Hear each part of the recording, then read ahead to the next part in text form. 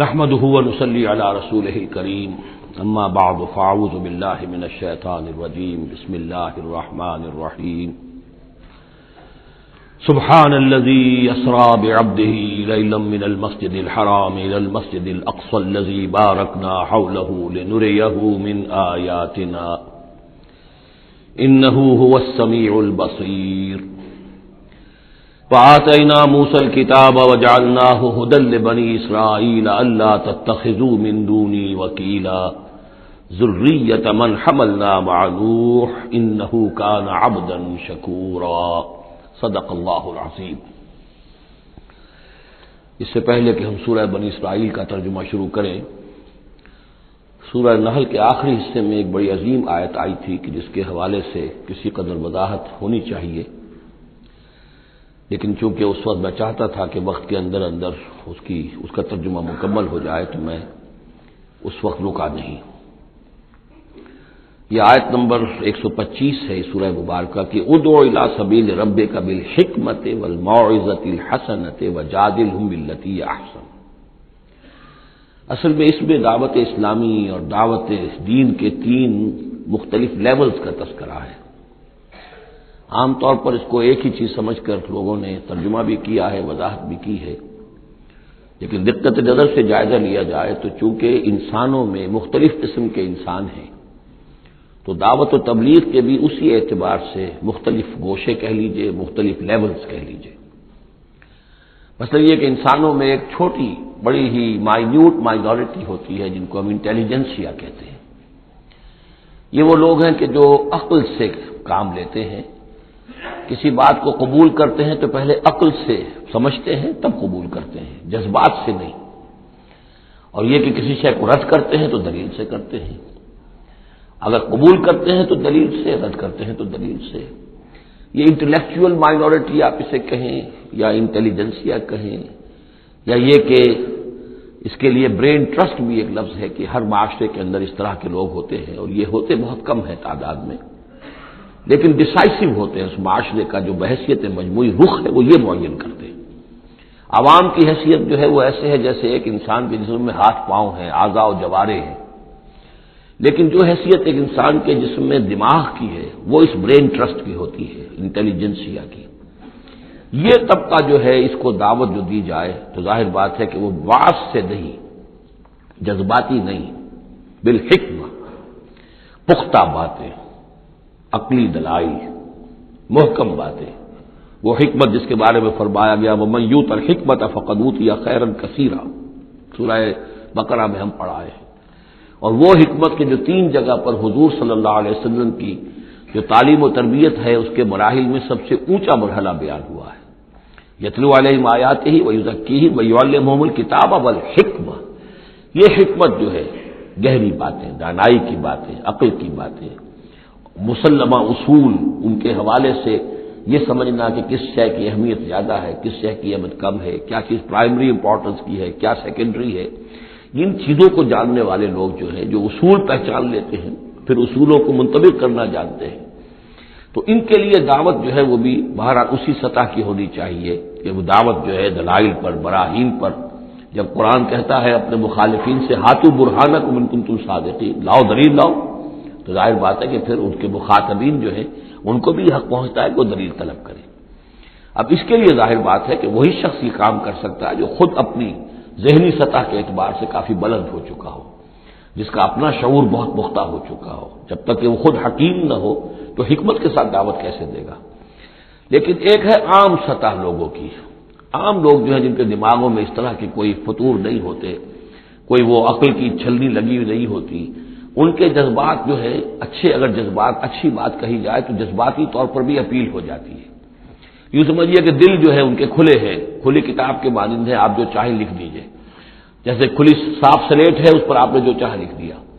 ایسے لوگوں کے لیے یہ ہے کہ موعظۃ الحسنہ، ایک بات جو ہے اچھی بات ہو، خلوص سے ساتھ کہی جائے، وہ شخص یہ محسوس کرے کہ جو بات یہ کہہ رہا ہے مجھ پر دھوس نہیں جمانا چاہتا، اپنے علم کا روب نہیں ڈالنا چاہتا، بلکہ یہ در حقیقت میری خیر خواہی کی وجہ سے مجھ سے نفرت نہیں کرتا، میری تحقیر نہیں کر رہا ہے، جو یہ مجھ سے کہہ رہا ہے وہ خلوص سے کہہ رہا ہے۔ از دل خیزت بر دل ریزت، دل سے بات نکلے گی اور دل پہ جا اترے گی.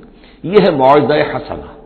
عوام الناس کے لیے دعوت جو ہے وہ اس لیول کے اوپر ہوتی ہے. وہ زیادہ عقلی اور منطقی اور بحثیں اور ان کے سامنے فلسفے کی جو ہے وہ کتابیں کھول کر آدمی بیٹھ جائے تو یہ گویا کہ ان پر ظلم ہے، یہ ان کے لیے تکلیف مالا یطاق ہے. تو سب سے اوپر کا لیول ہے ادعو الی سبیل ربک بالحکمہ، پھر ہے والموعظۃ الحسنہ عوام کے لیے. نمبر 3 وہ ہوتے ہیں کچھ لوگ معاشرے کے اندر کہ جو لوگوں کو گمراہ کرنے پر تلے ہوتے ہیں. مثلاً عیسائی مشنریز ہیں، انہیں تو خرچے ملتے ہیں، ان کے تنخواہیں ہیں، ان کے بجٹس ہیں، بڑی بڑی حکومتوں کی طرح کے بجٹ ان کے ہیں. ان کی ٹریننگ اس لیے ہو رہی ہے، انہیں خاص خاص ایشوز کے اوپر ٹرین کر کے بھیجا جاتا ہے مناظرہ کرنے کے لیے. قادیانیوں کا نظام ہے، بہائیوں کا نظام ہے. ان کے لیے یہ ہے کہ لوگوں کو ٹریننگ دے کر وہ مجادلے کے لیے، مناظرے کے لیے، بحث کے لیے، اس کے لیے ان کو تیار کیا گیا ہوتا ہے. یہ بات مان کر دینے والے نہیں ہوتے. آپ خلوص کے ساتھ ان سے بات کریں گے تو وہ در حقیقت وہ تو یوں سمجھیے کہ ادھار کھائے بیٹھے ہوتے ہیں اس پر کہ انہوں نے بات نہیں ماننی، بلکہ یہ کہ لوگوں کو گمراہ کرنا. ان کے ساتھ جدال کرنا پڑتا ہے، جو جھگڑنا بھی پڑتا ہے، بحث بھی کرنی پڑے گی. لیکن اس بحث میں بھی جو ہمارے ہاں مناظرے کا لفظ آیا ہے، قرآن مجید میں مناظرے کا لفظ نہیں آیا ہے، مجادلے کا لفظ آیا ہے. جادلہم، ہاں ان سے جھگڑو، انہیں جواب دینے پڑیں گے ایسے کہ جو انہیں خاموش کر دیں. اگر وہ خاموش نہیں ہوں گے تو عوام الناس کے اوپر ان کا اثر ہو جائے گا. لیکن اس مجادلے میں بھی تمہارا اپنا اخلاقی معیار برقرار رہنا چاہیے. نیچے نہ اترو، گالم گلوچ پر نہ آ جاؤ، بہت گھٹیا انداز اختیار نہ کر لو، بلکہ جیسے کہا گیا کہ ان کے معبودوں کو گالیاں نہ دینی شروع کر دو، بلکہ یہ کہ ان میں بھی ہمیں آداب، اس کے اندر بھی آداب کو ملحوظ رکھتے ہوئے. تو یہ 3 لیولز ہیں. ادعو الی سبیل ربک بالحکمۃ والموعظۃ الحسنۃ وجادلہم باللتی احسن. اب اس میں ہر ایک کے لیے پھر تیاری کرنی ہوگی. قادیانیوں سے مباحثے کرنے کے لیے ظاہر بات ہے عام آدمی نہیں کر سکتا جب تک کہ ان اسپیشل ایشوز کے اوپر اس کو صحیح جو ہے اس کو تعلیم نہ دے دی گئی ہو، اس کی اوپر تربیت نہ ہو گئی ہو. اور اسی طریقے سے جو بہائیوں نے کوئی مسائل اٹھائے ہوئے ہیں، منکرین حدیث نے کوئی اٹھائے ہوئے ہیں، تو اس طرح کے لیے جو ہے یہ 3 لیولز ہیں، ان کو سمجھ لیجیے. اب آئیے ہم سورہ بنی اسرائیل کی طرف چل رہے ہیں. یہ قرآن مجید کے وسط میں 2 عظیم خزانے ہیں حکمت قرآنی کے، سورہ بنی اسرائیل اور سورۃ الکہف. اور یہ نہایت حسین و جمیل جوڑا ہے. ان میں جوڑے ہونے کی جو نسبتیں ہیں، نسبت زوجیت، کیا کیا مشابہتیں ہیں، کس کس اعتبار سے کمپلیمنٹری ہیں، وہ تو ظاہر بات ہے کہ میں شروع میں زیادہ وقت نہیں لے سکتا. یہ تو دوران جب ہم ترجمہ کریں گے، پڑھیں گے، بات واضح ہو جائے گی. لیکن 1-2 موٹی موٹی باتیں دیکھ لیجئے. اس سورت کا آغاز ہو رہا ہے سبحان الذی اسری بعبدہ، اللہ کی تسبیح کے ساتھ. سورہ کہف شروع ہوگی الحمدللہ الذی انزل علی عبدہ الکتاب. الحمدللہ. اور حدیث نبوی میں آیا ہے التسبیح نصف المیزان والحمدللہ تملؤہ. جو میزان معرفت خداوندی ہے وہ آدھی ہو جاتی ہے تسبیح سے، سبحان اللہ کہنے سے، اور پر ہو جاتی ہے الحمدللہ کہنے سے. یہ دونوں مل کر گویا کہ معرفت خداوندی کا جو بھی انسان کے پاس ہو سکتا ہے اثاثہ اور جو پونجی ہو سکتی ہے اس کی تکمیل ہو جاتی ہے. یہ ہم آگے چل کر المسبحات میں اس مضمون پر تفصیلی گفتگو کریں گے. لیکن یہاں نوٹ کر لیجئے تسبیح سے شروع ہو رہی ہے سورہ بنی اسرائیل اور تحمید سے الحمدللہ الذی انزل علی عبدہ الکتاب.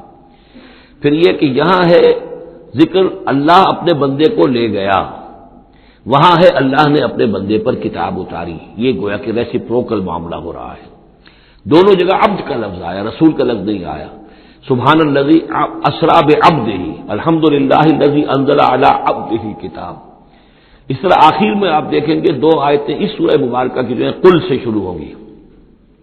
قل ادعوا اللہ عبد الرحمن ایما تدعوا فلہ الاسماء الحسنی. اسی طریقے سے آخری آیت بھی ہے. اور پھر اسی طریقے سے سورہ کہف کی بھی آخری 2 آیتیں قل سے شروع ہوں گی. یہ 4 قل ہیں. 4 قل تو سورتوں کے ہیں، قل یا ایھا الکافرون اور قل هو اللہ احد اور قل اعوذ برب الفلق اور قل اعوذ برب الناس. 4 قل بہت مشہور ہیں. لیکن یہ 4 قل جو ہیں، 2 آیتیں قل والی یہ جو سورہ بنی اسرائیل کے آخر میں آئیں گی، اور 2 آیتیں قل والی جو سورہ کہف نہایت عظیم آیات ہیں. اور ان دونوں میں بھی پھر وہی ریسیپروکل نسبت ہوگی جس کی طرف کہ میں نے اشارہ کیا ہے.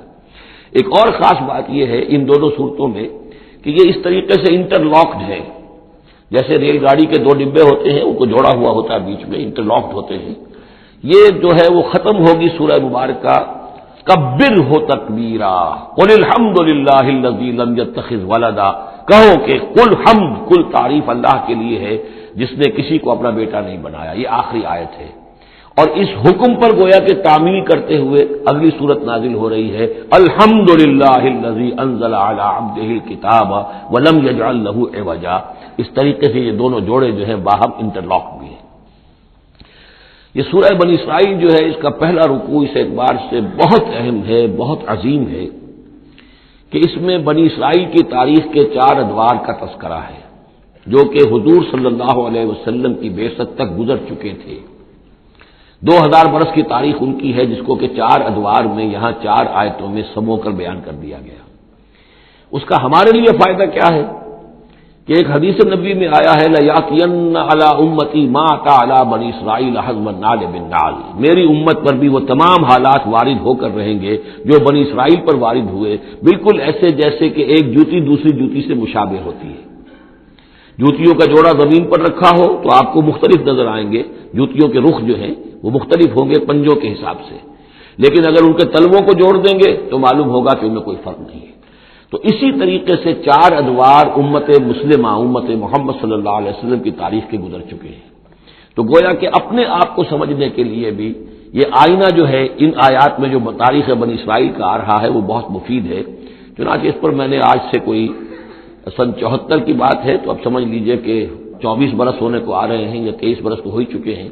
میں نے مضمون لکھا تھا، وہ پھر پہلے تو اب چھپتا ہے چھوٹی شکل میں، وہ کتابچہ ہے تنظیم اسلامی کا تاریخی پس منظر، اور اس کے بعد ایک بڑی کتاب بھی اب آ چکی ہے سابقہ اور موجودہ مسلمان امتوں کا ماضی، حال اور مستقبل. اردو میں وہ کتاب بھی موجود ہے جو اس موضوع پر ہے. لیکن اس ضمن میں جو کچھ مجھ پر کھلا ہے وہ در حقیقت ان آیات کے حوالے سے اور اس حدیث کی کنجی سے. وہ حدیث جو ہے گویا کہ وہ ایک کنجی کی حیثیت رکھتی تھی جس سے کہ میں نے ان آیات میں جو خزانہ مضمر ہے علم کا اور معرفت کا اور معلومات کا، اس کو میں نے کھولا ہے اللہ کے فضل و کرم سے. اب جو ہے انگریزی میں بھی یہ کتابچہ جو ہے چھوٹا بھی موجود ہے، rise and fall of the Muslim امہ، اور دوسری طرف انگریزی میں اب دوسری کتاب کی بھی ترجمانی آ گئی ہے، لیسنز فرام ہسٹری، اور وہ سب کے سب جیسا کہ میں نے عرض کیا یہاں سے ماخوذ ہے. سبحان الذی اسری بعبدہ لیلا من المسجد الحرام الی المسجد الاقصی. پاک ہے وہ ذات کہ جو لے گئی راتوں رات اپنے بندے کو صلی اللہ علیہ وسلم مسجد الحرام سے، یعنی مکہ مکرمہ خانہ کعبہ کے پاس سے، الی المسجد الاقصی، دور کی مسجد کی طرف، یعنی یروشلم بیت مسجد اقصی جو کہ قبلہ رہا ہے بنی اسرائیل کا. الذی بارکنا حولہ، جس کے ماحول کو ہم نے بابرکت بنایا ہے.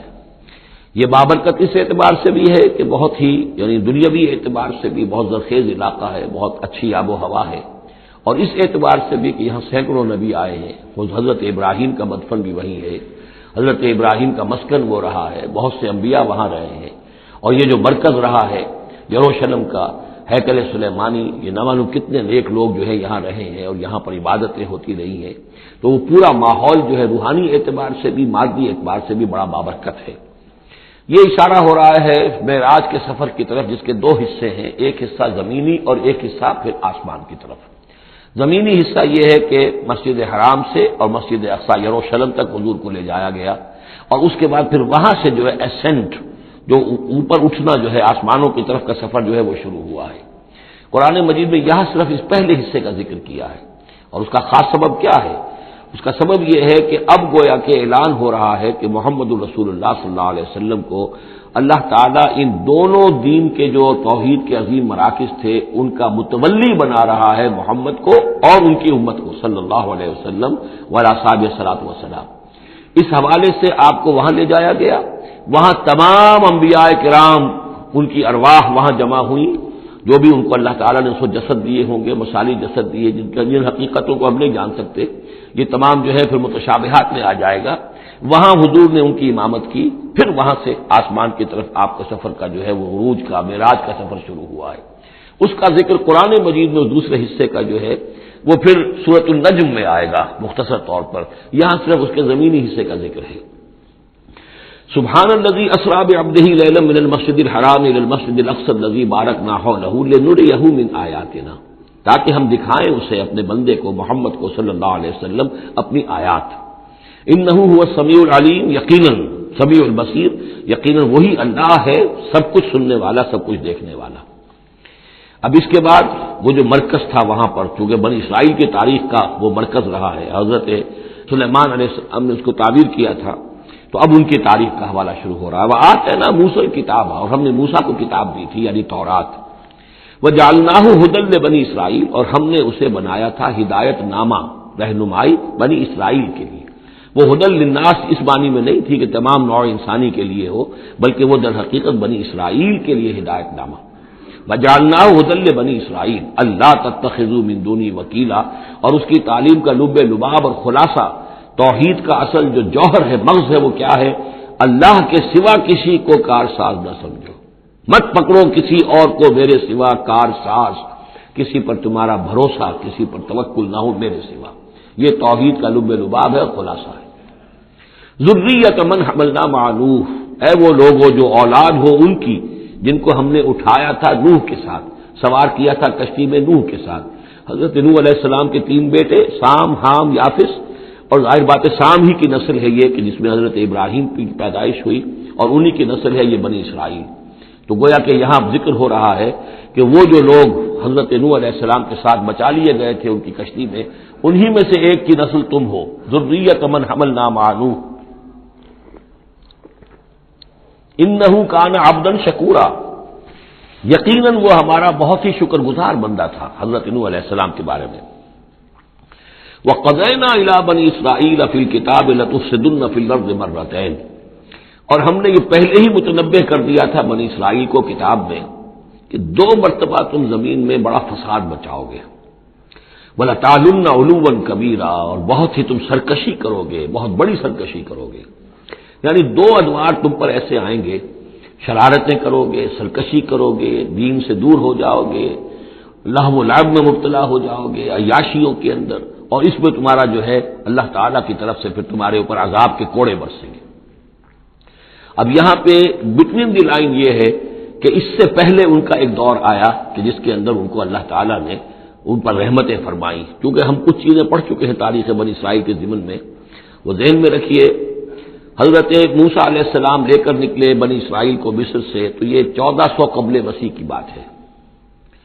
اس کے بعد وہ آئے ہیں، تورات انہیں ملی ہے جبکہ وہ جبل طور کے پاس پڑاؤ ڈالا ہے۔ وہاں سے پھر شمال مشرق کی طرف چلے ہیں، جب کہا گیا کہ جنگ کرو قوم نے انکار کر دیا، تو 40 برس تک کی سزا مل گئی ان کی بزدلی کی وجہ سے، 40 برس تک وہ اسی صحرا میں بھٹکتے پھرے۔ اسی دوران حضرت موسیٰ کا انتقال ہو گیا اور حضرت ہارون کا بھی انتقال ہو گیا۔ لیکن پھر صحرا میں جو نسل پیدا ہوئی وہ پلی بڑھی، وہ ہمت والی تھی، مشقت دیکھی ہوئی تھی اس نے پھر جنگ کی اور جہاد کیا۔ حضرت یوشع ابن نون جو خلیفہ اول تھے حضرت موسیٰ علیہ السلام کے، ان کی سرکردگی میں تو فلسطین فتح کر لیا۔ پہلا شہر جو فتح ہوا وہ اریحا یا جریکو ہے، تو آج بھی موجود ہے وہ شہر۔ اس کے بعد انہوں نے کچھ عرصے کے اندر پورا فلسطین فتح کر لیا، لیکن غلطی یہ کی کہ اس میں ایک مرکزی حکومت نہیں بنائی، بہت سے 12 حکومتیں، 12 قبیلے تھے، جیسے 12 چشمے ان کو دیے گئے تھے، 12 حکومتیں بنا لی۔ پھر آپس میں لڑنے بھی لگے، طوائف الملوکی ہوئی۔ تو آس پاس کے جو مشرک اور کافر قومیں تھیں سیریا وغیرہ میں اور آس پاس اردن کے رہنے والی، انہوں نے پھر جو ہے ان کے اندر ریشہ دوانی شروع کی، اور ایک دور یہ آیا کہ اس میں ان کو بہت سے لوگوں کو اپنے گھروں سے نکال دیا گیا، اور وہ لوگ بڑی زوال سے دوچار ہو گئے۔ تب انہیں ہوش آیا، انہوں نے سیموئیل نبی جو ان کے تھے ان سے کہا کہ ہمارے لیے سپہ سالار مقرر کیجئے، ایک سپہ سالار ہو تاکہ اس کے پیچھے ہم سب کے سب 12 کے 12 قبیلے جمع ہو کر جنگ کریں، تو پھر یہ کہ اپنے دشمنوں پر فتح حاصل ہو۔ یہ وقفہ تقریباً 300 برس کا ہے، جس کے بعد وہ جنگ ہوئی ہے طالوت اور جالوت کی، اور حضرت طالوت نے جالوت کو قتل کیا۔ پھر حضرت داؤد منظر پر آ گئے، پھر طالوت، حضرت داؤد اور حضرت سلیمان، یہ 3 ان کی حکومتیں ہیں تقریباً 100 برس پر پھیلی ہوئی۔ 16 برس طالوت کے، 40 برس حضرت داؤد کے، 40 برس حضرت سلیمان کے۔ یہ گویا کہ ان کی خلافت راشدہ ہے، جیسے ہمارے یہاں حضرت ابوبکر کا دور مختصر ہے، پھر حضرت عمر، پھر حضرت عثمان رضی اللہ تعالی عنہم، یہ مل کر جو ہمارے ہاں بنتے 24 برس 3 خلافتوں کے، ان کے ہاں یہ 100 برس کا عرصہ ہے۔ لیکن حضرت عثمان کے بعد آپ کو معلوم ہے کہ تقسیم ہو گئی تھی مملکت، اس لیے کہ حضرت علی رضی اللہ تعالی عنہ کی خلافت کو حضرت امیر معاویہ نے تسلیم نہیں کیا، تو شام اور مصر کے علاقے علیحدہ رہے۔ بالکل اسی طرح ہوا وہاں پر بھی کہ حضرت سلیمان کے بعد ان کے دو بیٹوں میں جو مملکت تقسیم ہو گئی، ایک شمالی مملکت تھی جو جس کا نام اسرائیل تھا اور سامریہ اس کا دارالخلافہ تھا، ایک جنوبی تھی یہودا اور وہ اس کا جو ہے یا یروشلم اس کا دارالخلافہ. تو اس طریقے سے دو ملک یہ بن گئے. یہ زمانہ ان کا ابھی عروج کا بہرحال ہے، کچھ کئی سو برس ان کے عروج کے گزرے، پھر ان میں خرابیاں آئیں، پھر ان کے اندر شرک مشرکانہ اوہام آ گئے، دنیا پرستی آ گئی، شریعت کا مذاق بنانا ہو گیا معاملہ. تو پھر ان پر زوال آیا. پہلا زوال جو آیا، پہلے اسیرینز نے شمالی مملکت جو تھی اسرائیل کی اس کو ختم کر دیا. یہ کوئی ختم کیا انہوں نے اس سے کافی پہلے 700-800 برس قبل حضرت مسیح کے. اس کے بعد جو اصل آیا ہے نبوکڈنضر جو نمرود تھا عراق کا، اس کا حملہ ہوا 587 قبل مسیح میں. انہوں نے یروشلم کو برباد کیا، 6 لاکھ کو قتل کیا، 6 لاکھ کو قیدی بنا کے لے گیا، اور یہ کہ یروشلم میں 2 اینٹیں سلامت نہیں رہنے دیں اور ہیکل سلیمانی کو مسمار کر دیا. یہ ان کا بدترین دور آیا. تقریباً 125 برس یہ کیپٹیوٹی میں رہے بیبیلونیا میں، 6 لاکھ کو ہانک کر لے گیا وہاں پر. بدترین دور. تو پہلا عروج اس کا جو کلائمیکس تھا وہ داؤد اور سلیمان کا دور حکومت، اور پہلا زوال جس کا یوں سمجھیے کہ سب سے نیچے کی پوزیشن یہ ہے جو کیپٹیوٹی کا دور ہے ان کا. اس کے بعد حضرت عزیر علیہ السلام ان میں آئے، اللہ نے بھیجا، انہوں نے دعوت اصلاح توبہ کی بنیادی کی، پھر یہ لوگ کچھ ٹھیک ہوئے. ادھر یہ کہ ایران نے حملہ کیا تھا عراق پر اور ان کو آزاد کر دیا تھا کہ جاؤ تم، کہ خورس نے ذوالقرنین نے کہ تم جاؤ اور جا کر اپنا شہر دوبارہ آباد کر لو. تو یہ پھر آ گئے، حضرت عزیر کے ساتھ ہو کر آئے ہیں. تو یہ تقریباً 458 قبل مسیح میں پھر یہ دوبارہ آئے ہیں. تو یہ سمجھیے کہ 125 برس تک یہ جو شہر ہے اجڑا پڑا رہا ہے. اسی دوران میں حضرت عزیر کو اللہ تعالیٰ نے 100 برس کے لیے سلائے بھی رکھا ہے، وہ بہت ان پر طاری کر دی تھی جو سورہ بقرہ میں ہم پڑھ کر آئے ہیں. یہ سارے واقعات کو آپ یوں سمجھ لیجئے کہ یہ علیحدہ علیحدہ ٹکڑے جو ہم نے پڑھے ان کو جوڑ لیجئے. بہرحال پھر ان کے اندر یہ کہ ایک نیکی کی تحریک چلی، پھر ان کے اندر لوگوں نے توبہ کی، پھر اللہ نے انہیں دوبارہ ایک عروج عطا کیا، مکابی سلطنت قائم ہوئی. اور وہ جہاں تک دنیاوی حدود ہیں، زمینی حدود، وہ حضرت سلیمان کی مملکت سے بھی بڑی تھی. یہ ان کا دوسرا دور عروج ہے. لیکن پھر ان کے اندر زوال آیا، پھر خرابی آئی، پھر وہی دنیا پرستی، وہی عیاشیاں، وہی بدماشیاں، وہی مشرکانہ اوہام. اس کے نتیجے میں پھر ان پر جو کوڑے پڑے ہیں وہ پہلے تو پڑے ہیں یونانیوں کے ہاتھوں. سکندر مقدونی نے پہلے فتح کیا ان کو، پھر سلیوکس جو اس کا اس سے پہ سالار تھا وہ ان پر حکمران رہا ہے. اس کے بعد یہ ہے کہ پھر رومنز آ گئے، رومنز نے ان کو فتح کر لیا، ان کی حکومتیں چلتی رہی. یہ دوسرا دور ہے. اس دور میں پھر یہ ہے کہ رومنی کے ہاتھوں سن 70 عیسوی میں دوبارہ یروشلم تباہ و برباد ہوا. 1,33,000 یہودی ایک دن میں قتل کیے. پھر دوبارہ وہ ٹیمپل یا ہیکل سلیمانی جو دوبارہ تعمیر کر لیا تھا حضرت عزیر کے بعد، پھر وہ مسمار کر دیا گیا اور وہ آج تک مسمار پڑا ہوا ہے. اور گویا کہ حضور صلی اللہ علیہ وسلم کی بعثت کے وقت 500 برس ہو چکے تھے اس کو مسمار ہوئے ہوئے. سن 70 عیسوی میں وہ مسمار ہوا اور 571 میں حضور کی پیدائش ہے. یعنی آپ کی پیدائش بھی پورے 500 برس بعد ہوئی ہے، جبکہ یہ رومیوں کے ہاتھوں ہیکل سلیمانی تباہ و برباد کر دیا گیا تھا. یروشلم میں پھر کوئی متنفس نہیں رہا. لیکن یہ کہ بعد میں جو ہے ان کو یہاں سے نکال باہر کیا گیا، ان کا ڈائسپورا شروع ہو گیا. وہ ڈائسپورا اس صدی کے شروع میں ختم ہوا ہے، وہ پھر میں بعد میں بات کروں گا. یہ ساری داستان بڑی اہم ہے، اس لیے کہ یہ سابقہ امت مسلمہ ہے. یہ وہ امت مسلمہ ہے جس کے ہاں 1400 برس تک نبوت رہی، جس کے ہاں 3 کتابیں نازل ہوئی ہیں، جن کے بارے میں قرآن میں 2 جگہ ہے کہ یا بنی اسرائیل اذکروا نعمتی التی انعمت علیکم وانی فضلتکم علی العالمین، میں نے تمام جہان والوں پر تمہیں فضیلت دی. تو اسی طریقے سے پھر ان کو معزول جب کرنے کے بعد ہم سامنے آئے ہیں تو حضور نے بتایا وہی کچھ تم پر بھی ہوگا اور وہی کچھ ہم پر بھی ہوا ہے. ہمارا بھی پہلا عروج عربوں کی زیر قیادت تھا، پھر زوال آیا. پہلے پٹائی ہوئی کروسیڈرز کے ہاتھوں، پھر جو پٹائی ہوئی ہے، بڑی پٹائی جو ہوئی ہے وہ ہوئی ہے پھر ہلاکو اور چنگیز کے ذریعے سے، فتنہ تاتار. اس کے بعد پھر جو ہے وہ قیادت بدل گئی، عربوں کی قیادت کے بجائے ترکوں کی قیادت آ گئی. وہ وہی لوگ جنہوں نے لاکھوں کروڑوں مسلمان قتل کیے پھر وہ ایمان لے آئے، اسلام لے آئے. انہی کے ذریعے کی مختلف حکومتیں بنی، ترکان تیموری اور ترکان صفوی اور ترکان سلجوقی اور ترکان عثمانی. لیکن اس کے بعد پھر ان پر بھی زوال آیا. وہ ہم نے دیکھ لیا اس صدی میں گریٹ اوٹومان امپائر جو ہے اس صدی کے شروع میں ختم ہو گئی. اور ہم پر بھی جو دوسرا جو دور آیا عذاب کا وہ یورپ کی قوموں کے ذریعے سے آیا. کہیں انگریز آ گئے، کہیں فرانسیسی آ گئے، کہیں اطالوی آ گئے، کہیں اسپینیئرز آ گئے، کہیں ڈچ آ گئے، تو جیسے کہ یہودیوں پر بھی دوسرا عذاب جو آیا تھا وہ گریکس اور رومنز کے ہاتھوں، اسی طریقے سے مسلمانوں پر بھی دوسرا زوال کا دور جو آیا ہے وہ یورپین کولونیل پاورز کے ہاتھوں آیا۔ ہم نے یہ طے کر دیا تھا، پہلے ہی سنا دیا تھا بنی اسرائیل کو کہ تم اپنی تاریخ میں 2 مرتبہ بہت فساد مچاؤ گے اور بہت سرکشی کرو گے۔ فَإِذَا جَاءَ وَعْدُ أُولَاهُمَا، جب ان دونوں میں سے پہلے وعدے کا وقت آ گیا، بَعَثْنَا عَلَيْكُمْ عِبَادًا لَنَا أُولِي بَأْسٍ شَدِيدٍ، ہم نے تم پر مسلط کر دیے اپنے ایسے بندے جو بڑی سخت جنگ کرنے والے، بڑے سخت جنگجو تھے۔ فَجَاسُوا خِلَالَ الدِّيَارِ، تو وہ تمہاری آبادیوں میں، ملکوں میں گھس گئے۔ وَكَانَ وَعْدًا مَفْعُولًا، اور وہ وعدہ جو اللہ کا تھا وہ پورا ہو کر رہا۔ یعنی جب تم شرارت کرو گے، جب تم دین سے برگشتہ ہو جاؤ گے، جب تم اللہ کی کتاب کو، اللہ کے قانون کو جو ہے وہ مذاق اور ہنسی بنا لو گے، تو پھر تم پر ہمارے عذاب کے کوڑے پڑیں گے۔ یہ میں بتا چکا ہوں، پہلے یہ کوڑے آئے اسیرینز کے ہاتھوں جنہوں نے ختم کر دیا اسرائیلی مملکت کو، پھر یہ آئے نبوکڈنیزر کے ہاتھوں، بیبیلونینز کے ہاتھوں، جس نے کہ یروشلم کو بھی برباد کیا، 6 لاکھ کو قتل کیا، 6 لاکھ کو ساتھ لے گیا اور ہیکل سلیمانی مسمار کر دیا۔ ثم رددنا لکم الکرۃ علیہم، پھر ہم نے تمہاری باری لوٹائی ان پر۔ پھر اللہ تعالیٰ نے ان کو پھر ایک مرتبہ پھر وہ دی، سہارا دیا، چاہے وہ سہارا ایرانیوں کی وجہ سے ہوا کہ خورس یا سائرس ذوالقرنین، اس نے اب عراق پر حملہ کیا اور پھر یہاں پہ ان کو اجازت دے دی کہ تم چلے جاؤ اور جا کر اپنا شہر دوبارہ آباد کر لو، تو یہ واپس آئے۔ ثم رددنا لکم الکرۃ علیہم، پھر ہم نے تمہاری باری لوٹا دی ان پر، وامددناکم، اور تمہاری مدد کی، بے اموال کے ذریعے سے بھی، وبنینا، اور اولاد بیٹوں کے ذریعے سے بھی، وجعلناکم اکثر نفیرا، اور پھر ہم نے تمہیں بنا دیا ایک کثیر تعداد والی قوم، تم پھلے پھولے پھر ایک بڑی پراسپرس قوم بن گئے۔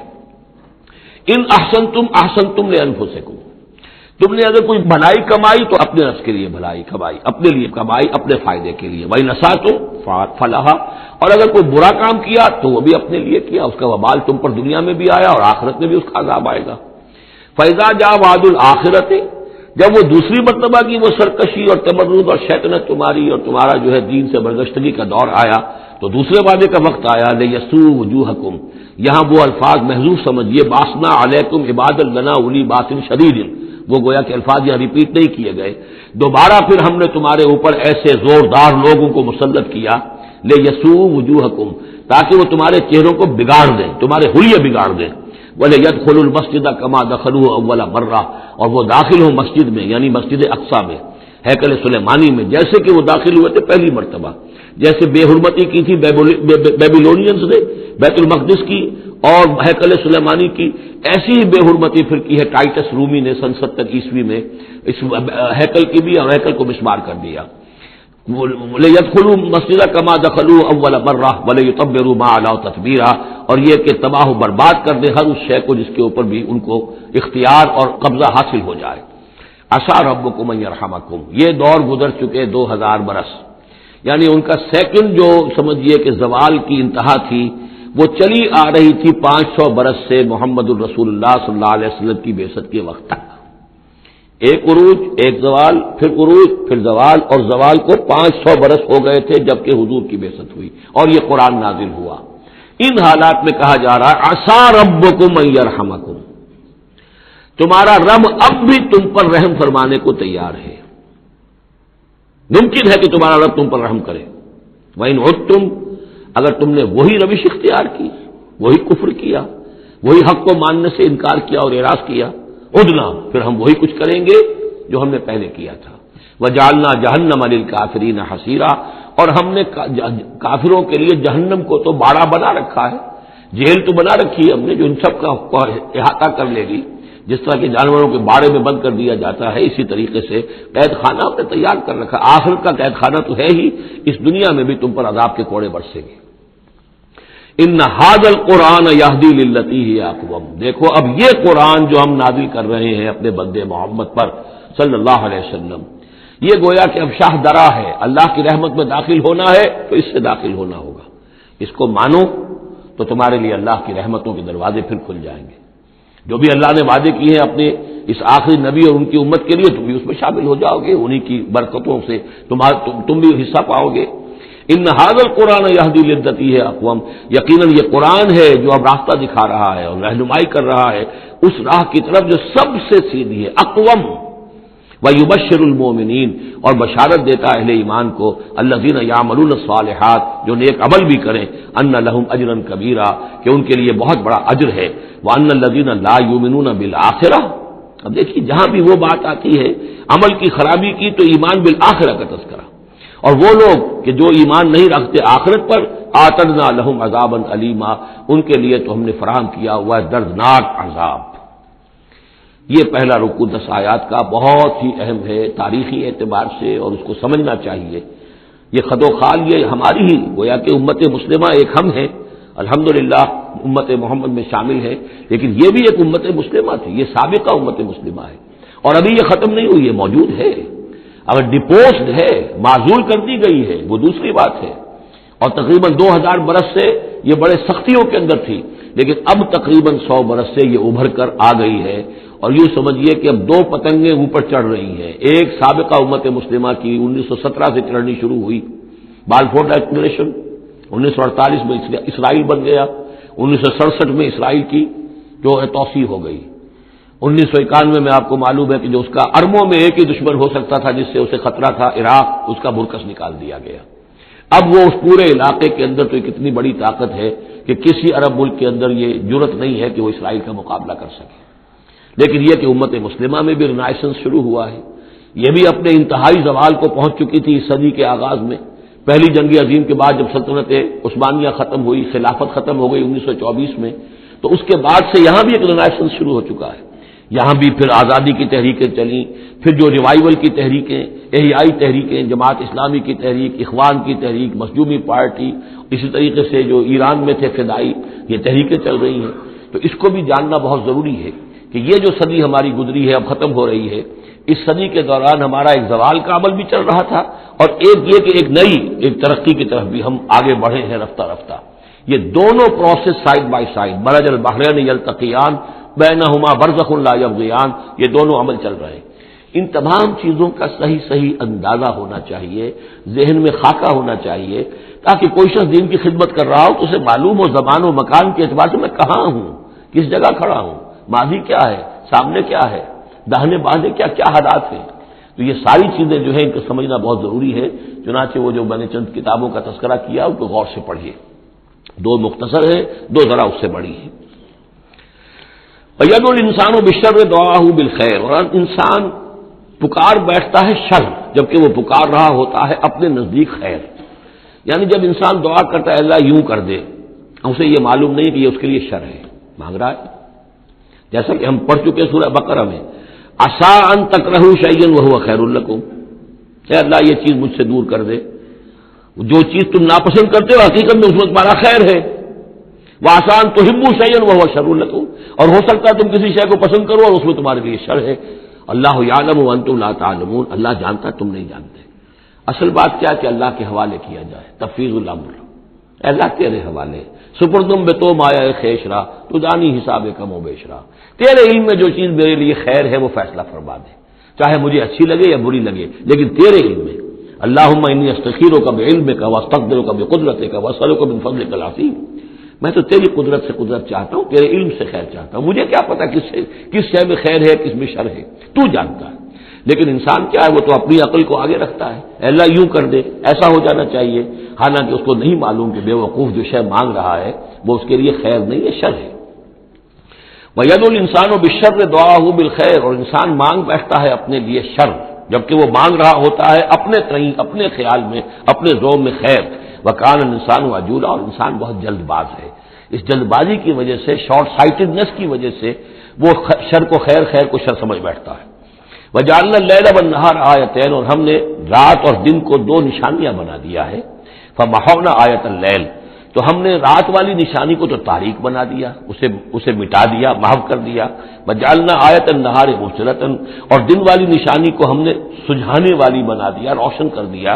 لِتَبْتَغُوا فَضْلًا مِّن رَّبِّكُمْ، تاکہ اس روشنی کے اندر تم اپنے رب کا فضل تلاش کرو، تمہاری جو معاشی جد و جہد ہے اس کے لیے بھاگ دوڑ کر سکو۔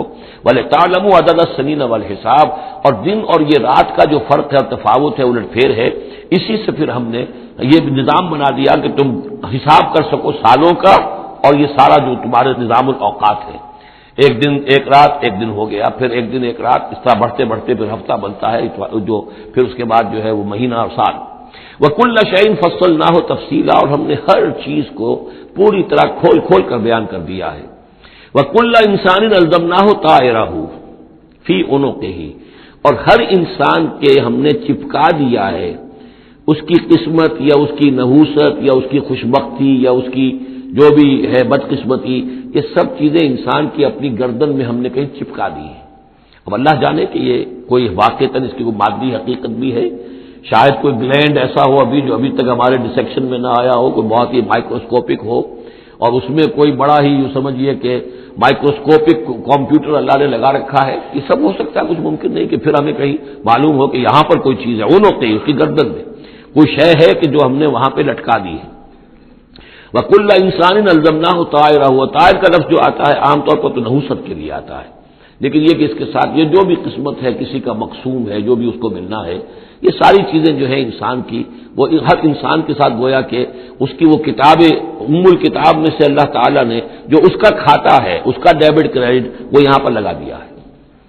وَنُخْرِجُ لَهُ يَوْمَ الْقِيَامَةِ كِتَابًا يَلْقَاهُ مَنشُورًا، اور ہم نکال لیں گے اس کے لیے قیامت کے دن سے ایک کتاب کی شکل میں جسے وہ پڑھے گا، کھلی ہوئی کتاب، یعنی یہیں پر شاید وہ کوئی لگا ہوا ہے، کوئی ریکارڈر ہے کہ جس کے اندر وہ سارے ہمارے افعال و اعمال ریکارڈ ہو رہے ہیں، چاہے وہ کتنا ہی مائکروسکوپک ہو، اور اس کے بعد اس کو نکال کر جو ہے وہ رکھا جائے ایک چپ کے اندر۔ آپ کو معلوم ہے چپسی کا تو سارا کھیل اس دنیا میں چل رہا ہے، اس میں آپ کی پوری زندگی کی فلم موجود ہے، آپ نے ایک ایک حرف جو زبان سے نکالا وہ موجود ہے، آپ کے ذہن میں جو جو خیالات آتے رہے وہ موجود ہے، آپ کے دل میں جو جو نیتیں پروان چڑھتی رہی وہ موجود ہے، وہ ایک چپ جو ہے کفایت کرے گا۔ وَكُلَّ إِنسَانٍ أَلْزَمْنَاهُ طَائِرَهُ فِي عُنُقِهِ وَنُخْرِجُ لَهُ يَوْمَ الْقِيَامَةِ كِتَابًا يَلْقَاهُ مَنشُورًا، اور کہہ دیا جائے گا اقرا کتاب، خود پڑھ لو اپنی کتاب، یہ اپنا اعمال نامہ خود پڑھ لو۔ کفا بنفسک اليوم علیک حسیبا، تم خود بھی آج کافی ہو کہ حساب کر لو، ڈیبٹ کریڈٹ کا حساب جوڑ لو، یہ سارا تمہارے سامنے تمہارا کچا چٹھا موجود ہے۔ من اهتدى فإنما يهتدي لنفسه، جو کوئی بھی ہدایت پر آتا ہے، ہدایت کو اختیار کرتا ہے تو وہ اپنے بھلے کے لیے، اپنے فائدے کے لیے۔ ومن ضل فإنما يضل عليها، اور جو گمراہ ہوتا ہے تو ظاہر بات ہے وہ اپنے اوپر ہی اس کا وبال لے گا، گمراہ ہوتا ہے اپنے اوپر، اپنے خلاف، اپنے اوپر ہی وبال لے گا۔ ولا تزر وازرۃ وزر اخرى، اور دیکھو نہیں ہوگی کوئی جان اٹھانے والی کسی اور کے جان کے بوجھ کو، ہر ایک کو اپنا بوجھ خود اٹھانا ہے، جو بھی آپ کے اعمال کا انبار ہے وہ آپ کے کندھوں پر ہوگا، کوئی اور نہیں اٹھا سکے گا۔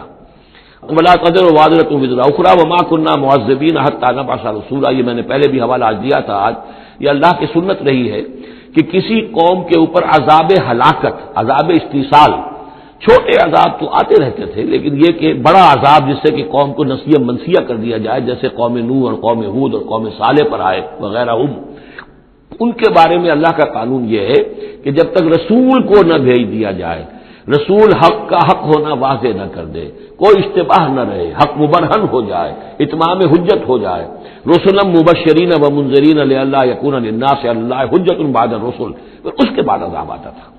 وما كنا معذبین حتی نبعث رسولا، ہم عذاب دینے والے نہیں رہے ہیں جب تک کہ رسول نہ بھیج دیں۔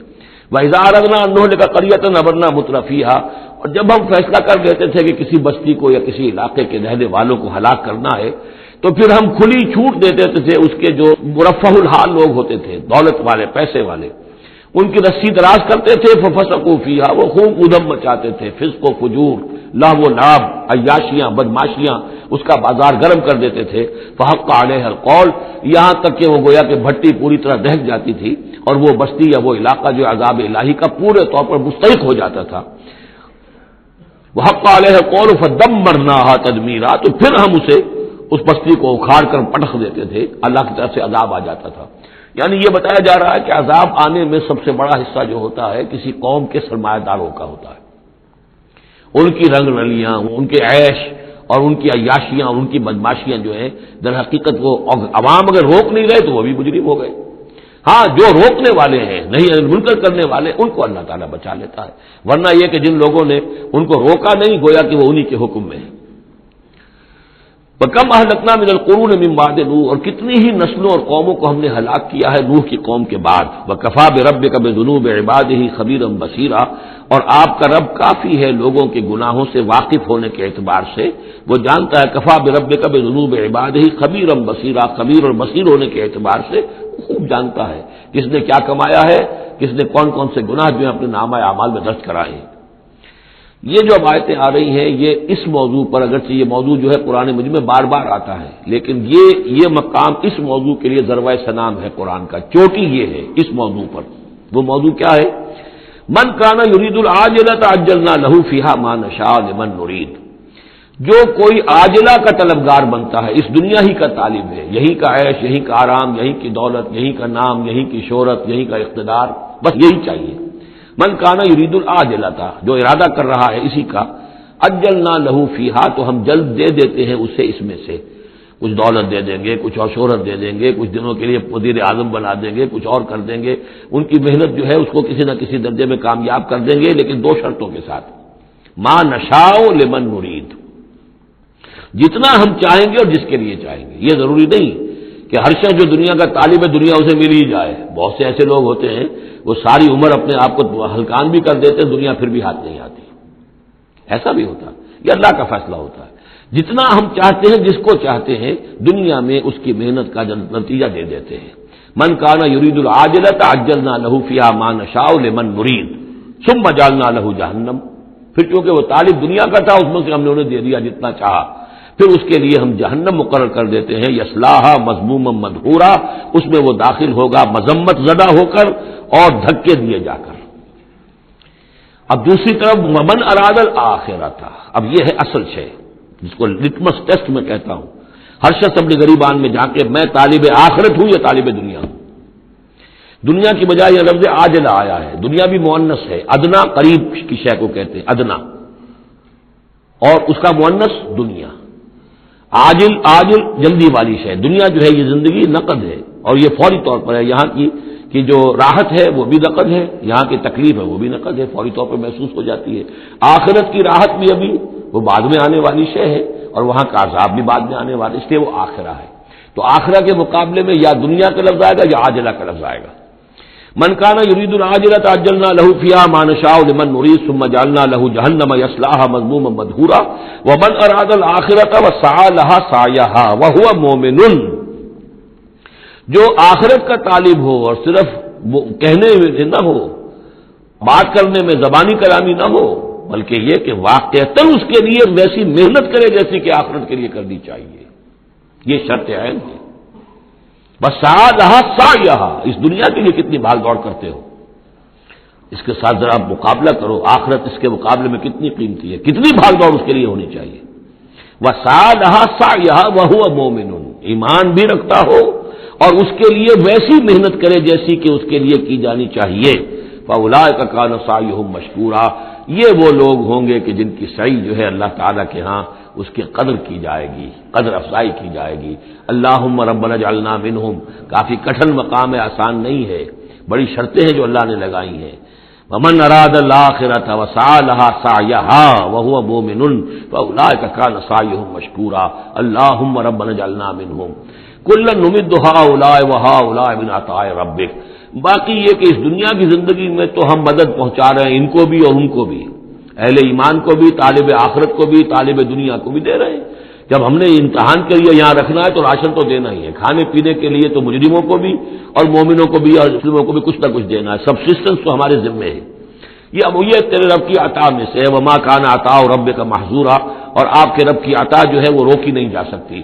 یعنی مسلمان یہ چاہیں کہ کافروں کو کچھ نہ دیا جائے، یہ نہیں. یہاں کا معاملہ ہم نے کھلا چھوڑا ہوا ہے. اس میں یہ کہ آپ چاہیں انہیں کچھ نہ ملے، وہ یہ آپ کی بات پوری نہیں ہوگی. انظر کیف فضلنا بعضهم علی بعض، دیکھو کیسے ہم نے بعض کو بعض پر فضیلت دی ہے. دنیا میں مال و اسباب میں دی ہے، ذہنی صلاحیتوں میں دی ہے، اور مختلف اعتبارات سے فضیلتیں دی ہیں. وللآخرۃ اکبر درجات واکبر تفضیلا، لیکن آخرت جو ہے وہ درجے کے اعتبار سے اور فضیلت کے اعتبار سے بہت بڑی ہوگی. یہاں کتنا فرق پڑ جائے گا. کوئی محل میں رہ رہا ہے، کوئی کٹیا میں رہ رہا ہے. اچھا وہ 20 سال رہے گا محل میں، یہ 20 سال رہے گا کٹیا میں، کتنا فرق پڑ گیا. لیکن وہاں جو ہے ہمیشہ ہمیشہ کے لیے رہنا ہے، روح و ریحان و جنت نعیم، جنات و عدن میں، یا ہمیشہ کے ہمیشہ رہنا ہے جہنم کے اندر، وہ کتنا فرق ہوگا؟ یہاں کا کیا فرق ہے؟ کچھ بھی نہیں، مرنا اسے بھی ہے اسے بھی ہے، چاہے اس کے لیے بڑے سے بڑے ڈاکٹر موجود ہیں اور یہ کہیں پہ جا کے علاج کرا لے، موت اس کو بھی آئے گی، موت اس کو بھی آ جائے گی، زیادہ یہ اسے حسرت رہے گی کہ میں علاج نہیں کرا سکا، بس اللہ خیر صلی اللہ، لیکن کیا سب جو علاج کرا سکتے ہیں ان سب کو شفا ہو جاتی؟ کتنے ہی ہے لاکھوں روپیہ خرچ کر کے آتے ہیں، اس کے بعد بھی وہ شفا تو نہیں ہوتی۔ لا تجعل مع اللہ الہا آخر، اللہ کے ساتھ کسی اور کو الہ نہ بناؤ، فتقعدا، پھر تمہیں بیٹھ رہنا پڑے گا مذموما مخذولا، مذمت زدہ ہو کر اور اللہ کی جناب سے بے توفیق بنا کر۔ اللہ تعالیٰ جو ہے خذلان الہی، مخذولا، بے یار و مددگار چھوڑ دے گا۔ پھر اس کے بعد یہ دو رکوع جو ہیں یہ بہت اہم ہیں، جیسا کہ میں نے عرض کیا تھا، یہ حضرت عبداللہ ابن عباس رضی اللہ تعالیٰ عنہما کے نزدیک یہ تورات کی تعلیم کا نچوڑ ہے، 10 کمانڈمنٹس، یہ قرآنک ورژن آف 10 کمانڈمنٹس، تورات میں جو احکام عشرہ آئے تھے اس کا یہ قرآنک ورژن ہے جو یہاں پر آ رہا ہے۔ اس کا خلاصہ ہم پہلے پڑھ چکے ہیں سورہ انعام کے آخری حصے میں، یہاں ذرا وہی باتیں ہیں کہ ذرا تفصیل سے آئی ہیں۔ وَقَضَىٰ رَبُّكَ أَلَّا تَعْبُدُوا إِلَّا إِيَّاهُ، تیرے رب نے فیصلہ کر دیا ہے کہ نہیں پوجو گے سوائے اس کے کسی کو، وَبِالْوَالِدَيْنِ إِحْسَانًا، اور اللہ کے اور والدین کے ساتھ احسان، نیک سلوک۔ یہ چوتھا مقام آ گیا، جہاں کہ اللہ تیسرا مقام آیا ہے، چوتھا مقام سورہ لقمان میں آئے گا، اللہ کے حقوق کے فوراً بعد والدین کے حقوق۔ اما یبلغن عندک الکبر، اگر پہنچ ہی جائیں وہ دونوں بڑھاپے تک تمہارے پاس، احدہما، وہ اکیلے کوئی ایک ان میں سے، اور کلاہما، یا دونوں، یعنی والدین اس بڑھاپے کی اور ضعیفی کی عمر کو پہنچ گئے، یا والد فوت ہو گئے والدہ ضعیفی کی عمر کو پہنچ گئی، یا والدہ فوت ہو گئی والد ضعیفی کی عمر کو پہنچ گئے، یا دونوں کے دونوں ضعیفی کی عمر کو پہنچ گئے۔ اما یبلغن عندک الکبر احدہما او کلاہما فلا تقل لہما اف، تو انہیں اف تک مت کہو، جھڑکنا نہیں، ولا تنہرہما، ان کو جھڑکو مت، وقل لہما قولا کریما، ان سے بات کرو نرمی کے ساتھ، ادب کے ساتھ۔ کسی وقت ان کی بات ٹالنی بھی پڑ جاتی ہے، ابا جان یہ بات تو میں نہیں کر سکتا، میری مجبوری ہے، لیکن سختی کے ساتھ نہیں، ایسی بات نہ ہو کہ جس سے ان کا دل دکھے کہ آج یہ میرے سامنے سینہ تان کر بات کر رہا ہے، کل یہی تھا وہ جو چھوٹا چھوٹا سا لپٹتا تھا میری ٹانگوں میں آ کر، اور وہ یہی ہے جسے میں گود میں لیے پھرتا تھا، یہ دل دکھے نہ۔ وَاخْفِضْ لَهُمَا جَنَاحَ الذُّلِّ مِنَ الرَّحْمَةِ، یہ آ گیا جو میں نے کہا تھا، والدین کے لیے بھی اپنے بازوؤں کو، کندھوں کو عاجزی کے ساتھ ان کے سامنے جھکا کر رکھو، سینہ تان کر بات نہ ہو ان سے، بات جب بھی ہو معلوم ہو کہ جھکے ہوئے ہیں، ان کا ادب کر رہے ہیں۔ وَقُلْ رَبِّ ارْحَمْهُمَا كَمَا رَبَّيَانِي صَغِيرًا، اور دعا کیا کرو کہ اے میرے رب ان پر رحم فرما دونوں پر، جیسے کہ انہوں نے ہمیں پالا، مجھے پالا جبکہ میں چھوٹا سا تھا، میں تو سب سے زیادہ ضعیف تھا، کمزور تھا، میرے لیے غذا کا، میرے آرام کا، مجھے تکلیف ہو تو تڑپتے یہ تھے، تو اے پروردگار اب ان کے احسانات کا میں کیا بدلہ چکا سکتا ہوں، میں تجھ ہی سے درخواست کرتا ہوں کہ جو کچھ احسانات انہوں نے مجھ پر کیے ہیں تو ان کو، ان کے طفیل، ان کی خطائیں بخش دے اور ان پر رحم فرما۔ وَقُلْ رَبِّ ارْحَمْهُمَا كَمَا رَبَّيَانِي صَغِيرًا رَبُّكُمْ أَعْلَمُ بِمَا فِي نُفُوسِكُمْ، تمہارا رب واقف ہے خوب جو کچھ تمہارے دلوں میں ہوتا ہے۔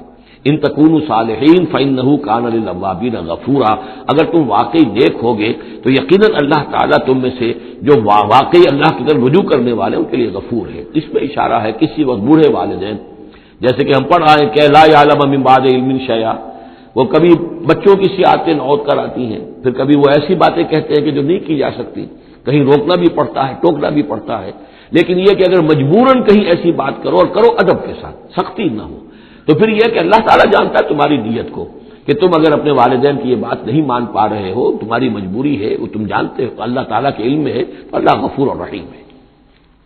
وَآتِ ذَا الْقُرْبَىٰ حَقَّهُ، اور قرابت داروں کو بھی ان کا حق ادا کرو، والمسکین، اور مسکین کو، وابن السبیل، اور مسافر کو، ولا تبذر تبذیرا، اور نام و نمود کے لیے اپنی دولت مت اڑاؤ۔ تبذیر جو ہے اسراف سے بہت بڑا جرم ہے۔ اسراف یہ ہے کہ ضرورت میں ضرورت سے زائد خرچ کیا جائے۔ کھانا آپ کی ضرورت ہے، وہ کھانا ایک سالن روٹی سے بھی آپ کی غذا پوری ہو سکتی ہے، لیکن چار چار کھانے، یہ اسراف ہے۔ کپڑا آپ کی ضرورت ہے لیکن وارڈروب کی وارڈروب بھری ہوئی ہے کپڑوں سے، یہ اسراف ہے۔ جتنے آپ کے لیے لازم ہے، ضروری ہے، وہ رکھیے۔ اور تبذیر یہ ہے کہ بلا ضرورت خرچ کرنا، صرف نام و نمود کے لیے، اپنی دولت کی نمائش کے لیے شادیوں پر خرچ ہو رہا اور کس قدر ہو رہا ہے، دھوم دھڑکا ہے، کوئی اس کی ضرورت نہیں ہے۔ یہ ہے تبذیر، فلا تبذر تبذیرا، اپنی دولت کو نام و نمود کے لیے مت اڑاؤ۔ ان المبذرین کانوا اخوان الشیاطین، یقیناً یہ مبذرین جو ہیں، یہ فضول خرچی کرنے والے، بیکار دولت اڑانے والے اپنی دولت کی نمائش کے لیے، یہ شیطانوں کے بھائی ہیں۔ یہ کیوں ہے؟ یہ بات جب میری سمجھ میں آئی تھی تو بہت قرآن مجید کے ایک اعجاز کا ایک پہلو مجھ پر منکشف ہوا تھا کہ وہ جو آیت ہم پڑھ چکے سورہ مائدہ میں، شیطان کیا چاہتا ہے؟ انما یرید الشیطان ان یوقع بینکم العداوۃ والبغضاء فی الخمر والمیسر، شیطان یہ چاہتا ہے کہ تمہارے مابین دشمنی پیدا کرے، بغض پیدا کر دے شراب اور جوئے کے ذریعے سے۔ وہی بغض اور دشمنی جو ہے وہ اس سے پیدا ہوتی ہے کہ کسی سیٹھ صاحب کی بیٹی کی شادی ہے اور اس پر جو کچھ ہو رہا ہے، وہ جو پوری کوٹھی جو ہے وہ بنی ہوئی ہے، بقائے نور بنی ہوئی ہے اور دھوپ جھڑ رہا ہے۔ اچھا، اسی سیٹھ صاحب کا کوئی شوفر بھی ہوگا، کوئی پہرے دار ہوگا، کوئی مالی ہوگا، کوئی اس کا خانسامہ ہوگا، اس کی بچی شاید بوڑھی ہو رہی ہو، اس کے ہاتھ پیلے نہیں ہو رہے ہیں، کیا ہوگا اس کے دل میں؟ کیا چھریاں نہیں چل رہی ہوں گی اس کے دل میں؟ کیا پھر محبت پیدا ہوگی یا نفرت پیدا ہوگی؟ پھر تو ایسا ہوگا کہ جب اس کا داؤ چلے گا، یہ پیٹ پھاڑے گا اپنے اس سیٹ کا اور لے کر جائے گا۔ یہ ہے وہ دشمنی ڈالنے والی بات، تبذیر جو ہے، جس سے کہ دشمنی پیدا ہوتی، طبقاتی شعور پیدا ہوتا ہے، ہیوز اور ہیو ناٹس کے درمیان ایک جو خلیج ہے وہ زیادہ سے زیادہ جو ہے گہری اور چوڑی ہوتی چلی جاتی ہے۔ وَكَانَ الشَّيْطَانُ لِرَبِّهِ كَفُورًا، اور یقیناً شیطان اپنے رب کا بہت ہی ناشکرا تھا۔ وَإِمَّا تُعْرِضَنَّ عَنْهُمْ ابْتِغَاءَ رَحْمَةٍ مِّن رَّبِّكَ تَرْجُوهَا، اور اگر تمہیں اعراض کرنا ہی پڑ جائے ان سے، یعنی قرابت دار ہے، کوئی اور آپ سے کوئی سائل آ گیا ہے، کوئی اور ہے جو آپ سے کوئی مدد چاہ رہا ہے، اگر آپ کو اعراض کرنا ہی پڑ جائے، کیوں؟ ابتغاء رحمت من ربک ترجوہا، کہ خود تم اپنے رب کی رحمت کے ابھی امیدوار ہو، یعنی اس وقت تمہارے پاس کچھ نہیں ہے، تم بھی امید میں ہو کہ اللہ تعالیٰ تمہیں بھی نواز دے، تمہارے پاس کچھ نہیں ہے، تو اگر اپنے قرابت داروں سے یا ان سے اعراض کرنا پڑ رہا ہے، فقل لہم قولا میسورا، تو بات ان سے وہ کرو کہ جو بڑی نرم ہو، شرافت کے ساتھ، انہیں جھڑکو نہیں۔ ولا تجعل یدک مغلولۃ الی عنقک، اور نہ تو اپنے ہاتھ کو باندھ لو اپنی گردن کے ساتھ، یہ اصل میں کنایا ہے، استعارہ ہے بخل سے، کہ ہاتھ بندھا ہوا ہے، اس ہاتھ سے کچھ نکل ہی نہیں سکتا، کسی کو کچھ خیر جو ہے وہ مل ہی نہیں سکتا۔ ولا تبسطھا کل البسط، اور نہ ہی ہاتھ کو کھول دو پورا کا پورا، یعنی یہ کہ بسا اوقات انسان کے اندر نیکی کا جذبہ اتنا جوش کھاتا ہے کہ سب کچھ اللہ کی راہ میں دے کر خود فقیر ہو جائے، یہ بھی نہیں، بلکہ یہ کہ ایک اعتدال کی راہ ہونی چاہیے۔ فتقعد ملوما محسورا، ایک وقت میں جذبات کے رو میں آ کر تو یہ سب کچھ کر بیٹھے اور بعد میں تم جو ہے بیٹھے رہو گے الزام کھائے ہوئے اور ہارے ہوئے، اور پھر ہو سکتا ہے کہ الٹا یہ خیال ہو کہ کیا حماقت میں کر بیٹھا، مجھے جو ہے ذرا اس میں اعتدال کی روش اختیار کرنی چاہیے تھی۔ اس میں بسا اوقات ایسا ہوتا ہے کہ انسان یہ سمجھتا ہے کہ یہ غریب آدمی میرا رشتہ دار جو ہے، میں اس کی کسی نہ کسی طریقے سے اب اس کے حالات بگڑے ہوئے ٹھیک کر ہی دوں، لہذا وہ اپنی امکانی حد تک مدد کر رہا ہے، لیکن حالات ٹھیک نہیں ہو رہے اس کے، تو فرمایا ان ربک یبسط الرزق لمن یشاء ویقدر، یہ جو ہے کسی شخص کے اوپر رزق کشادہ ہو جانا اور کسی کے اوپر رزق کی تحقیق ہو جانا، یہ تمہارے اختیار میں نہیں ہے، یہ تیرے رب کے اختیار میں ہے، اللہ کے اختیار میں ہے، لہذا اپنا سا فرض ادا کرو جو تم کر سکتے ہو، معقول طریقے سے، معتدل طریقے سے، متوازن طریقے سے وہ کرو، تم یہ نہ سمجھو کہ تم کسی کے حالات کو بدلنے پر قادر ہو۔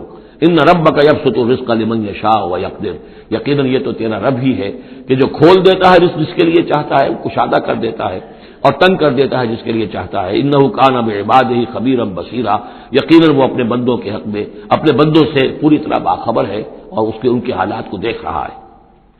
ولا تقتلوا اولادکم خشیۃ املاق، اور اپنی اولاد کو قتل مت کرو مفلسی کے اندیشے سے۔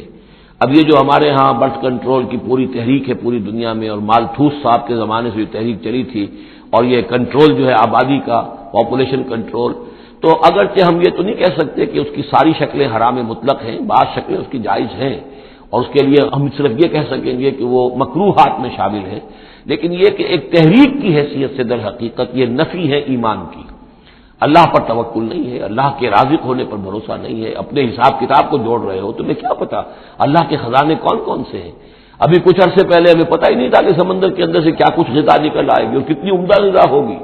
یہ گوشت جو آپ کو سمندر سے ملتا ہے یہ کس قدر عمدہ ہے صحت کے لیے، باقی جو گوشت ہم کھاتے ہیں اوپر سے ریڈ میٹ، اس کے اندر کیا کیا ہیزرڈز ہیں اور کیا کیا خرابیاں ہماری صحت کے لیے، اور یہ جو ہے جو ہمیں ملتا ہے سمندر سے یہ کس قدر عمدہ ہے، لحمن طریہ جو ہم پڑھ چکے ہیں، تو معلوم نہیں تھا۔ اسی اعتبار سے جان لیجئے کہ تم اپنی اولاد کو قتل نہ کرو، اگرچہ جو بھی یعنی یوں سمجھیے کہ کنٹراسیپٹیو میتھڈ جو ہے اس کے اوپر قتل کا اطلاق تو نہیں ہوگا، البتہ یہ کہ اگر باقاعدہ ایبارشن ہوتی ہے تو وہ تو یقیناً قتل ہی کے زد میں آئے گی۔ وَلَا تَقْتُلُوا أَوْلَادَكُمْ خَشْيَةَ إِمْلَاقٍ نَحْنُ نَرْزُقُهُمْ وَإِيَّاكُمْ، ہم ہی ان کو بھی رزق پہنچائیں گے اور تمہیں بھی ہم دیتے ہیں، تم سمجھتے ہو کہ تمہیں رزق خود اپنے ذریعے سے مل رہا ہے، یہ رزق ہم نے ہے جو تمہیں دیا ہے۔ إِنَّ قَتْلَهُمْ كَانَ خِطًّا كَبِيرًا، یقیناً ان کو قتل کرنا جو ہے بہت بڑی خطا ہے۔ وَلَا تَقْرَبُوا الزِّنَا، اور زنا کے قریب تک مت جاؤ۔ اب یہاں پر یہ نہیں کہا کہ زنا مت کرو، زنا سے تو بہت فاصلے پر رہو، keep at a safe distance. ولا تقربوا الزنا، اس کے قریب تک نہ جاؤ، انہ کان فاحشۃ وساء سبیلا، یقیناً یہ بہت بے حیائی کا کام ہے اور بہت ہی برا راستہ ہے۔ ولا تقتلوا النفس التي حرم الله الا بالحق، اور مت قتل کرو اس جان کو، انسانی جان کو جسے اللہ نے محترم ٹھہرایا ہے مگر حق کے ساتھ۔ حق کیا ہے؟ قاتل کو قتل کیا جائے گا، اس کی جان لے لی جائے گی، اس کے قتل کے بدلے خون کے بدلے خون، یا مرتد ہے اسلامی ریاست میں اسے قتل کر دیا جائے گا، یا یہ کہ زانی یا زانیہ ہے شادی شدہ اس کو رجم کیا جائے گا، یا یہ ہے کہ اور بھی کوئی قتل کی جو ہے جس کے اوپر یہ کہ عائد ہو جائے، کافر ہے حربی ہے، ہر کافر نہیں جس کے ساتھ اعلان جنگ ہے اسے قتل کیا جائے گا، یہ ہے بالحق۔ ومن قتل مظلوما، اور جسے قتل کر دیا گیا مظلوم طور پر بغیر یعنی کسی حق کے ظلم سے، فقط جعلنا لولیہ سلطانا، تو اس کے ولی کو ہم نے ایک اختیار دیا ہے، اس کے اختیار ہے اب جو مقتول ہے اسلامی قانون میں اس کے ورثاء کو اختیار حاصل ہے، چاہے تو وہ قاتل کی جان لے لے، اصرار کرے اس پر کہ ہم خون کا بدلہ خون، جان کا بدلہ جان لیں گے، چاہے اسے معاف کر دے اور چاہے تو خون بہا لے کر اور جو رقم لے کر جو ہے اس کو معاف کر دے۔ یہ تین شکلیں ہیں لیکن اختیار ان کے پاس ہے، حکومت کے پاس نہیں ہے، کوئی جج یہ فیصلہ نہیں کر سکتا، کوئی صدر مملکت جو ہے اس کا مختار نہیں ہے، جو ہمارے دستور میں ان کو اختیار دے رکھا ہے وہ اسلام کے صریح منافی ہے۔ یہ تو در حقیقت اختیار ہے صرف مقتول کے ورثاء کا۔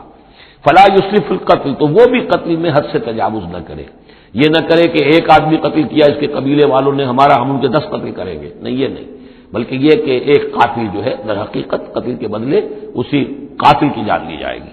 انہ کان منصورا، اس کی مدد کی جائے گی، یعنی جو بھی مقتول کے ورثاء ہیں ان کی مدد کی جائے گی۔ ریاست کا کام یہ ہے کہ وہ قاتل کو تلاش کرے، قاتل کو پکڑے، مقدمہ چلائے، اس پر ثبوت فراہم کرنا، یہ سارا ریاست کا کام ہے، لیکن مقدمے میں مدعی ریاست نہیں ہے۔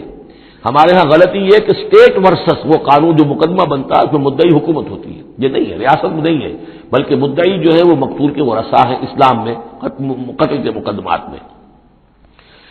ولا تقربوا مال الیتیم الا بالتی احسن، یہ آیت ہم پہلے بھی پڑھ چکے ہیں، اور یتیم کے مال کے قریب تک بھی مت آؤ مگر بہترین طریقے سے، اس کی حفاظت کرو اور اس کو سنبھال کر رکھو، اس کو ضائع نہ کرو، اسے کھانے اور ہڑپ کرنے کی کوشش نہ کرو، حتیٰ یبلغ اشدہ، یہاں تک کہ وہ اپنی پوری قوت کو پہنچ جائے، پوری جوانی کو پہنچ جائے، سمجھ کو پہنچ جائے، بالغ ہو جائے۔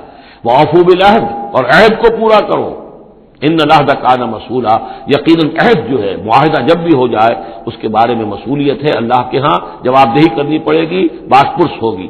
وَأَوْفُوا الْكَيْلَ إِذَا كِلْتُمْ، اور جب بھی تم ماپو تو پورا ماپو، پیمانہ پورا بھرو۔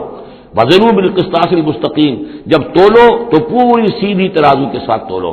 ذَلِكَ خَيْرٌ وَأَحْسَنُ تَأْوِيلًا، یقیناً یہی بہتر ہے اور انجام کے اعتبار سے بھی دیانتداری کے ساتھ پورا ناپ کر پورا تول کر اگر تم دے رہے ہو معاملہ، تو پھر جو بقیت اللہ ہے، پھر جو بھی اللہ کی طرف سے تمہیں نفع ہو جائے گا اس میں بہت برکت ہوگی، اس میں بہت خیر ہوگا۔ احسن تاویلا ولا تخف ما ليس لك به علم ان السمع والبصر والفؤاد كل اولئك كان عنه مسؤولا۔ اس آیہ مبارکہ کے بارے میں انشاءاللہ کچھ تفصیل سے مجھے گفتگو کرنی ہے، وہ ہم کل کریں گے۔ بارک اللہ لی ولکم فی القرآن العظیم ونفعنی وإیاکم بالآیات والذکر الحکیم۔